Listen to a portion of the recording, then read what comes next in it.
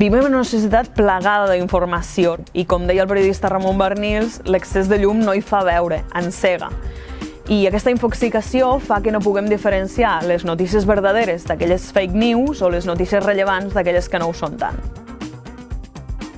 Es tracta que busquem informació veraç i opinions plurals perquè ens fem una composició més polièdrica del que és el món. I per això és important que busquem mitjans rigorosos. Hi ha diversos ítems a tenir en compte, però jo crec que n'hi ha 4 de rellevants. El primer és anar més enllà del titular i llegir-nos el contingut, per saber si el que diu el titular és enganyós. El segon ítem important és saber qui és l'autor d'aquella notícia, si és un periodista i, per tant, té una vocació de servei públic a l'hora d'escriure aquesta notícia, o si, per exemple, són altres agents, com tertulians o alguna part interessada. El tercer punt important a tenir en compte són les fonts d'informació. Han de ser plurals i rellevants. És important saber la naturalesa del contingut. És un contingut només periodístic o és un contingut publicitari? És un publireportatge o un contingut patrocinat?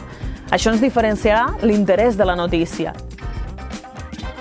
La informació a Catalunya i a l'Estat espanyol està copada per 7 grans grups mediàtics que controlen diversos mitjans de premsa, de ràdio i de televisió. I, paral·lelament, han aparegut cada vegada més mitjans independents que són més petits i que no tenen aquest control de bancs i de grans multinacionals. Un bon periodisme requereix temps i això són diners. La qüestió és que hem de decidir qui paga aquests diners, o les grans corporacions amb els seus interessos o molta gent perquè aquest periodisme sigui de servei públic.